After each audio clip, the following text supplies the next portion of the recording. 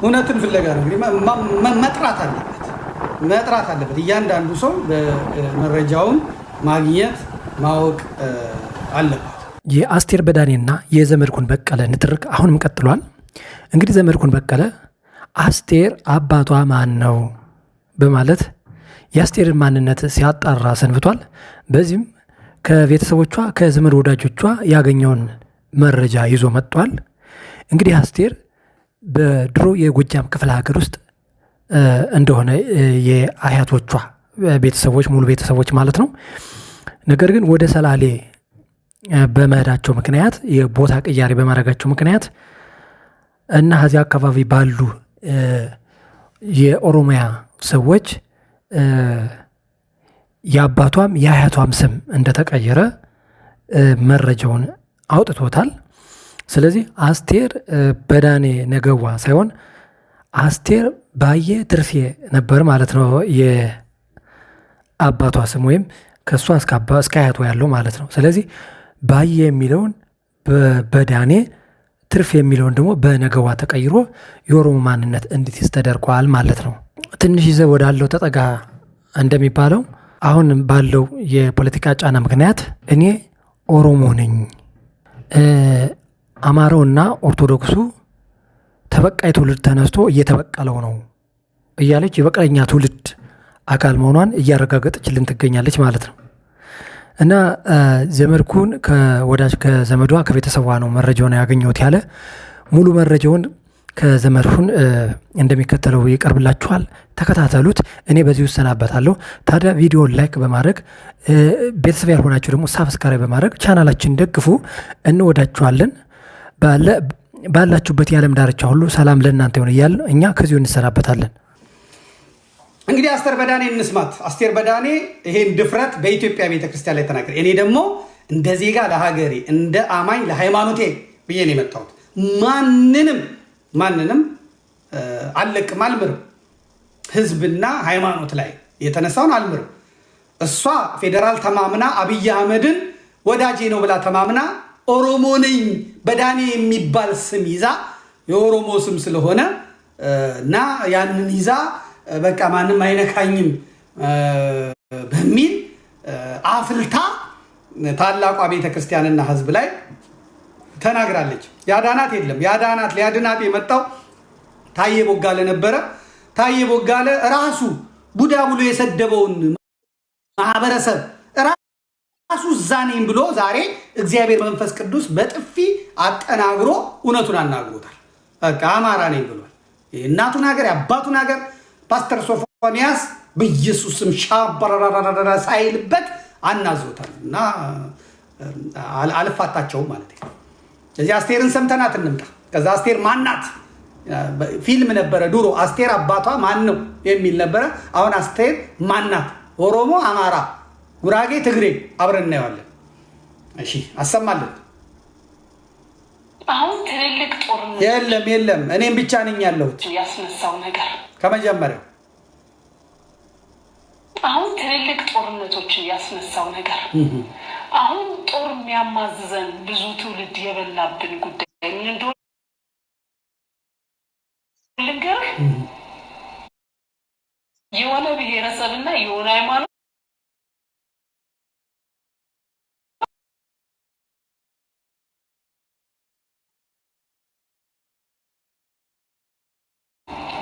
እና አሁን ሲገባል ሁሉም ሰው የዘራውን ነው እያጨደ ያለው።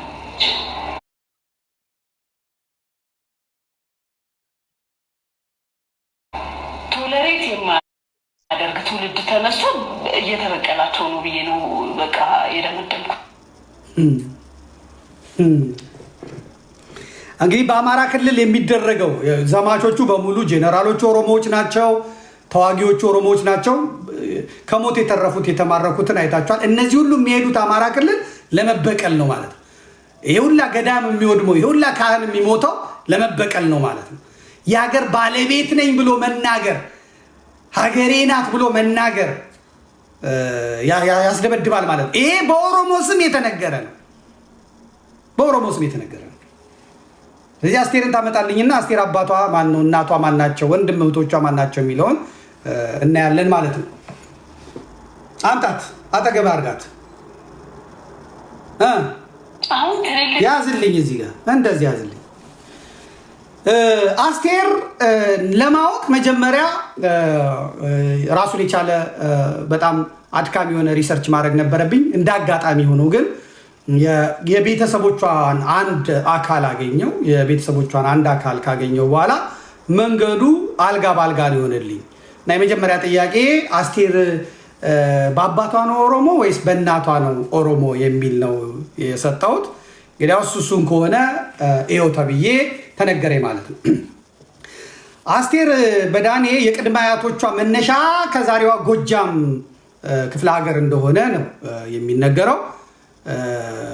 ቅምቅም አያቶቿ አባይን ተሻግረው በዛሬው ሰሜን ሸዋ ሰላሌ ፊቼን አለፍ ብሎ በአሊዶሮ በኩል ሳላይሽ በምትባል መንደር ነው እንደ ብዙ የኢትዮጵያ ታላላቅ አባቶቿ እዛ ተወልደው የተገኙት። አቶ ሰንበታ ባዬ ትርፌና አቶ በዳኔ ነገዎ ነጋ የአንድ እናትና አቶ በዳኔ ነገዎ ነጋ ከሚለው ነው የሚወስዱት። የአንድ እናትና የአንድ አባት ልጆች ቢሆኑም የአስቴር አባት አቶ በዳኔ ነገዎ በልጅነታቸው በኦሮሞ ቤት በማደጋቸው ይህንን ስም ከኦሮሞ አሳዳጊዎቻቸው ሊያገኙ ችለዋል ነው የሚሉት የአስቴር በዳኔ የራሷ ቤተሰቦች ማለት ነው። የአስቴር በዳኔ አባት እዚያው ሰሜን ሸዋ ከአሊዶሮ ወደ ውስጥ ገባ ብሎ በምትገኘው ብዙ የጥበብ ሰዎች እንደ ታዋቂው የሙዚቀኛ የግጥምና ዜማ ደራሲ አቶ አየለ ማሞ ከተወለዱበት መንደር ያያ ቀጨምና ያያ ጉለሌ ነው አቶ በዳኔም ከታላቅ ወንድማቸው ከአቶ ሰንበታ ባዬ ትርፌ ጋር የተወለዱት። ስለዚህ አስቴር በዳኔ ነገዎ የተባለችው አስቴር ባዬ ትርፌ ነው ማለት ነው። ወንድማቸው ይሄ ስለሆነ ታላቃቸው በእናት አባታቸውን የሚጠሩት የአስቴር አባት ግን በኦሮሞ ቤት ስላደጉ ያ ስም ስለያዙ ነው የመጡት። በአካባቢው ብዙ ጥንታውያን ገዳማት ይገኛሉ። ቤተሰቦቿም የኢትዮጵያ ኦርቶዶክስ ተዋሕዶ ቤተክርስቲያን አባላትና አገልጋዮች ጭምር ናቸው። አጥቢያቸውም የቅዱስ ጊዮርጊስ ቤተክርስቲያን ነው። እንዲያውም በትውልድ ሲወርድ በመጣ አደራ ምክንያት የቤተክርስቲያኑ እድሳት ባስፈለገው ጊዜ ይኸው የአቶ በዳኔ ቤተሰቦችና የዘር ሐረጎች ናቸው ያን ቤተክርስቲያን ሲያድሱ የኖሩት እያደሱ ያሉት። ይህን ሲያደርጉ ከ300 ዓመት በላይ ማስቆጠራቸው ይነገራል። ልብ በሉ፣ ከ300 ዓመት በላይ በተዋረድ ያን ቤተክርስቲያን በመጠበቅ ቆይተዋል ማለት ነው። በተለይ ደግሞ የአስቴር አባት ታላቅ ወንድም አቶ ሰንበታ ባዬ ትርፌ ወይም ሰንበታ ነጋ የሰማዕቱ ቅዱስ ጊዮርጊስን ቤተክርስቲያን ከአባታቸው አደራ ተቀብለው አደራቸውንም ሳያጎሉና በመጠበቅ አደራቸውን ሳይበሉ በመጠበቅ ቤተ መቅደሱን እያሰሩ በትጋት ያገለግሉ ነበር። የአስቴር አባት ታላቅ ወንድም አቶ ሰንበታ ከመርሃ ቤቴ ሚስት አግብተው 9 ልጆች ወልደው በ9ኙ ልጆቻቸውም ተባርከው ልጆቻቸውም ሁሉ መርሃ ቤቴ ሄደው ከዚያው ከመርሃ ቤቴ አግብተው ወደ ቀጨኔ ሰፈር መጥተው መኖር ነው የጀመሩት። የሚገርመው የአስቴር በዳኔ ቤተሰቦች ከሰሜን ሸዋ ወደ አዲስ አበባ የመጡበት ምክንያት በመንግስቱ ንዋይ ግርግር ጊዜ አፋን ኦሮሞ ተናጋሪ ኦሮሞዎች ልክ እንዳሁኑ ጊዜ እንደ ኦሮሞማው ኦህዴድ ኦነግ ዘመን ማለት ነው፣ ብልጽግናው ዘመን አማርኛ ተናጋሪ የሆኑት ከሰፈራችን ከከተማችን ይውጡልን በማለታቸው ምክንያት አቶ ሰንበታ አፋን ኦሮሞ ተናጋሪዎችን ሸሽተው ተወልደው ዘር ማንዘራቸው ከኖረበት ሀገር 2 ሕፃናት ልጆቻቸውን ይዘው መጀመሪያ እዛው ፍቼ ራስ ካሳ አስጠግተዋቸው ሲኖሩ በኋላ ሲረጋጉ ወደ አዲስ አበባ በመምጣት ቀጨኔ መድኃኔዓለም ሰፍረው የተቀመጡት ማለት ነው። ታላቅ ወንድማቸውን ተከትለው የመጡት አቶ በዳኔም ከሰላሌ እንደመጡ እንደ ዘመዶቻቸው የሰፈሩበት ስፍራ እዚያው ቀጨኔ ነው ማለት ነው።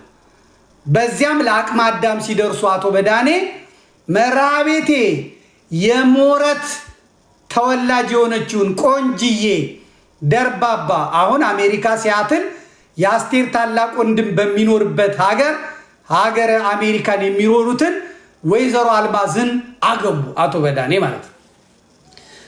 የመራቤቴዎቹ አማሮች በሞጋሳ ኦሮሞ ስም የተሰጣቸውን አቶ በዳኔና ወይዘሮ አልማዝም ከአስቴር በዳኔ ሌላ ለሀገር ለወገን በአርቱም በኩል አንቱታ ያተረፉ ታዋቂ የጥበብ ሰዎችን ወለዱ። የቀድሞ ራስ ቲያትር ሲመሰረት ከመሰረቱት መካከል አቶ ግርማ በዳኔና ታዋቂው ኬሮግራፈር እና የኢትዮጵያ አይዶል አምጣልኝ ኬሮግራፈሩን አምጣልኝ ወንድሟን ኬሮግራፈርና የኢትዮጵያ የእንትናን የግርማ በዳኔን ፎቶን ስላጣው ነው። ራስ ቲያትር ግርማ በዳኔን የምታውቁት ካላችሁ የአልማዝን ወንድም ፎቶን ካመጣችሁልኝ በድጋሚ ሰራዋለሁ ይህን ፕሮግራም። አቶ ግርማ በዳኔና ታዋቂው ኬሮግራፈር የኢትዮጵያ አይዶል ይሁን ባላገሩ ላይ አላቅም፣ ባላገሩ ላይ ይሁን ይመስለኛል። እቺ ያሬድ አደመ ሚስት ዲምፕል ልጅ ወለደችለት ከሷ ጋር በዳኝነት ሲያገለግል የነበረው ማለት ነው። አምጣልኝ። እኔ እኮ እያወራው አንተ ማምጣት አለብህ። ሰለሞን በዳኔን ታውቁታላችሁ ሁላችሁ። ይሄ ኬሮግራፈር ማንካሳነሽ ከመምጣቱ በፊት በጣም ሙዚቃ በማቀናበር የሚታወቀው ተወዳጅ ወንድም የሷ ወንድም ሰለሞን በዳኔም የተገኘው ከአቶ በዳኔ አብራክ እና ከወይዘሮ አልማዝ ማህፀን ነው የተገኘው። ሰለሞን በዳኔና ኬሮግራፈር አብዮት ካሳነሽ ሳይመጡ በፊት የነበረ በሙያው የተከበረ አርቲስት ነው። ታውቁታላችሁ። እንምጣ። የአስቴር አባት አቶ በዳኔን አምጣልኝ። አቶ በዳኔ በክቡር ዘበኛነት ሀገራቸውን ያገለገሉ አባት ሲሆኑ በሁለት ዓለም አቀፍ ሀገሪቷ በላከቻቸው ዘመቻዎች ላይ ሀገራቸው የሰጠቻቸውን አደራ ተሸክመው በኮሪያና በኮንጎ እንደዘመቱ ይነገራል። ዛሬ ዘመኑ የኦሮሞና የጴንጤ ነው ተብሏልና አከማካም ያለ ሁላ የብልጽግና በር ይከፈትለታል ተብሏልና አጅሪት የሞረት ልጅ ቀጨኔ 8 ቁጥር ማዞሪያ ተወልዳ ያደገች እንደ ማንኛውም የቀጨኔ ልጅ በእደ ጥበብ ሙያ ሸክላና ሽመና እየሰራች ያደገች አማራ ስትሆን የአባቷ ስም በሞጋሳ የኦሮሞ ስም ተሰጥቷቸው በዳኔ የሚል ስም ስለያዙ ትንሽ ቆሎ ይዛ ወደ አሻሮ ኦሮሞማ ተጠግታ ኦሮሞ በመጫወት መጋጋጧ ልክ አይመጣም። ይሄ ቤተሰባችንን ክብር ነክቷል ነው የሚሉት የመረጃ ሰዎች። አስቴር በዳኔ ከሚለው በሞጋሳ ኦሮሞ ቤት ከማደጋቸው ምክንያት ስሙ ከተሰጣቸው በቀር ፍጹም አማራ ናቸው። አቶ በዳኔ በማንነታቸው ምክንያት ኦሮሞዎቹ ባባረሯቸው ጊዜ ከሌሎቹ ዘመዶቻቸው ጋር ተሰደው መጥተው አዲስ አበባ ቀጨኔ 8 ቁጥር አውቶቡስ ማዞሪያ ከኖሩት ቤተሰቦቿም ሆነ ከበዳኔ ወገን ከኦሮሞ የተዋለደ አለ የምትል ከሆነ አስቴር በዳኔ የቴሌቪዥን ቻናሎችን የዩቲዩብ ቻናሎችን በኦሮሞ ሰበብ የምትነዳ የምትመራ በፕሮቴስታንትነቷ እልል ያለች ስለሆነች ሜዳውን ፈረሱም ወጣትን ገረን ነው የሚሉት ቤተሰቦቿ። እናቷ ወይዘሮ አልማዝ አሁን ሲያትል አሜሪካ ከልጆቻቸው ጋር እንዳሉ ሰምቻለሁ። ጠቅላላ ቤተሰቦቿ ጥበበኞች ናቸው። ጠቅላላ ቤተሰቦቿ በቀጨኔ ሲኖሩ በእደ ጥበብ የሚተዳደሩ ጥበበኞች ናቸው። የአስቴር እህቶች ቤተሰቦች አብዛኞቹ ሁሉም በአሁን ሰዓት በቀጨኔ ይኖራሉ። ከወይዘሮ አስቴር በዳኔ በቀር ከቤተሰቧ ጴንጤ የሆነ ሌላ ሰውም አይታወቅም። የአባቷ ወገኖች ቤተሰቦች በአጠቃላይ በቤተ ክህነት የንዋያተ ቅድሳት መስቀል፣ ጽዋ፣ ፈመስቀል አምራች አንጥረኞችም ጭምር ናቸው። ዘበኛ ሰፈር ከሄዳችሁ ቤት ጠቁማችኋለሁ። አስቴር በዳኔ ቤተሰብ ዘመዶቿ እጅግ የተከበሩ ባለሙያዎች ስለሆኑና በማህበረሰቡ ዘንድ ደግሞ ኋላ ቀር አስተሳሰብ በታጠሩ ሰዎች እነዚህን ባለሙያዎች የማንቋሸሽ ነገር ስላለ ዘመዶቿ የእናቷ ወገኖች በሙሉ ሀገር የሚያለብሱ ሸማኔዎች በሸክላ ስራ የሸክላ ሰሪዎች በመሆናቸው የምትመለከቱት ድስቱ በለው ቡና የምትጠጡበት ጀበና በለው ወጥ የምትሰሩበት እንጀራ የምትጋግሩበት ምጣድ በለው የእነዚህ ጥበበኞች ውጤት ነው። አብዛኞቹ የታክሲ ባለቤትና ሹፌሮች በመሆናቸው እሷ ሰለጠንኩ ብላም ራሷን ከቤተሰቦቿ ወግና ባህል ለይታ እነሱን ስለምትንቃቸው ስለምታፍርባቸው ማፈር የነበረባቸው ኑሮ ሲሞላ ዛሬ መልክ በሜካፕ እና በምን ተቀይሯል ተብሎ አይደለም። የድሮን ማስታወስ ያስፈልጋል። በእውነት የድሮን ማስታወስ አስቱካ ያስፈልጋል። የድሮ ማንነቱን የሚረሳ ሰው ትክክል አይደለም እንዴ።